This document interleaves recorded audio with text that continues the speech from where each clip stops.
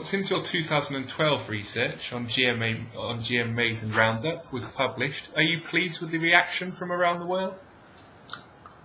Well, yes, there were the moms in America and in Canada. Even I was invited by the Organic Grower Association in Canada. And there were moms and kids going in the street in order to ask for labeling. And also in many countries, you know that in Kenya, but in Russia also, in India, and in many countries, there were moratorium on GMOs. And also Europe decided to make a long-term test in order to confirm or to see what happens with GMOs. You know, it is a shame today that we are in the Middle Ages of knowledge if we are not even able to give to rats the food that we are giving all lifelong to our kids. And it is a stupid thing not to be able to do it. And do you know that all GMOs from the beginning, from 1995, they have not been tested regularly on rats. So we are really taking our kids as guinea pigs, and that's abnormal. So I think today that we have enough data on the toxicity of pesticides which are inside GMOs and on the disruptions of metabolism to go further.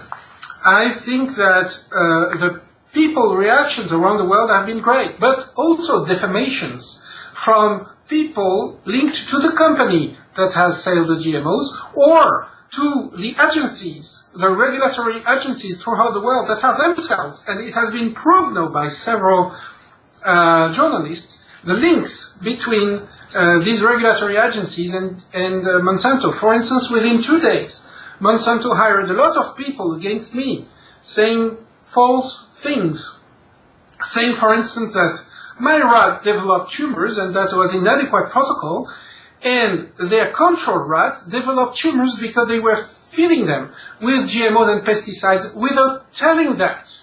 We now have the proof in the so-called historical data that they made their experiments wrong to authorize the products.